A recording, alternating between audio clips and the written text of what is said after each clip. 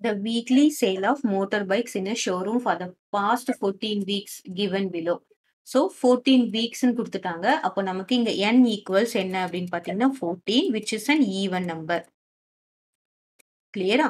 இப்போ நம்ம என்ன பண்ணிருக்கணும், கொடுத்துருக்கிறத என்ன பண்ணணும், ascending orderல எழுதணும். அதுதான் ரொம்ப முக்கியம்.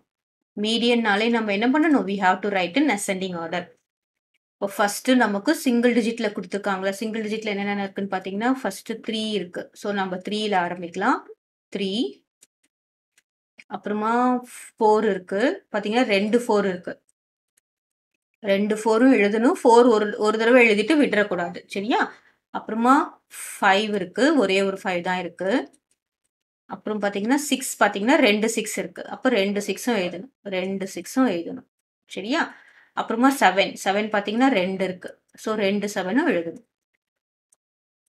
அடுத்தது 8 இருக்கு. அப்புறமா 9 இல்ல 10 இருக்கு. 10 பார்த்தீங்கன்னா 2 இருக்கு. இங்க இருக்கிறத மிஸ் பண்ணிடாதீங்க. 10 2 இருக்கு. அப்புறம் 12 12 13 16. ஓகே 12 13 16. இப்போ எத்தனை இருக்கு பாருங்க, 1 2 3 4 5 6 7 8 9 10 11 12 13 14. n is 14 வந்தாச்சு. 14 is a even number. இப்போ நம்ம சிம்பிளா கண்டுபிடிக்கிறதுக்கு நான் ஃபார்முலா வச்சு சொல்லித்தரேன், சிம்பிளாவும் கண்டுபிடிக்கிறேன் பாருங்க. இந்த இந்த டேர்ம் அப்படியே ஈக்குவலா கேன்சல் பண்ணிட்டு வரீங்க. இது கேன்சல்னா இது சப்ராக்ட் இதெல்லாம் கிடையாது. நம்ம ஈக்குவலா இந்த பக்கம் 3 டேர்ம்னா இந்த பக்கம் 3 டேர்மை கேன்சல் பண்றோம். இந்த பக்கம் 4வது டேர்மை கேன்சல் பண்றோம். 5வது டேர்ம், 6வது டேர்ம், இப்போ 7வது டேர்ம். பாத்தீங்கன்னா என்ன இருக்கு, 7 இருக்கு.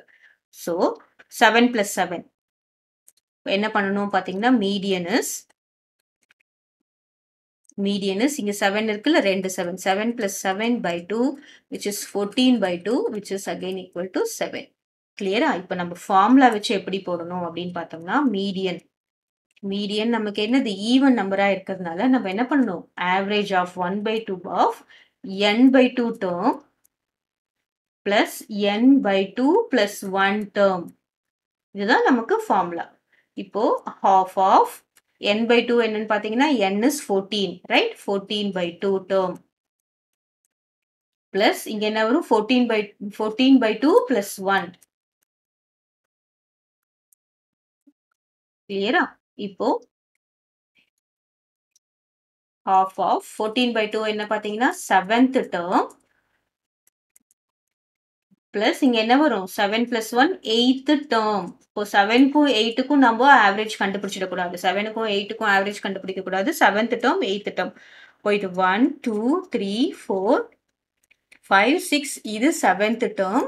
இது என்னது 8th டேர்ம். அப்போ 7th டேர்ம் என்னது, 7th term is 7 plus 8th term என்னது 7. So this is 7 plus 7 is 14. 14/2 which is again equal to 7.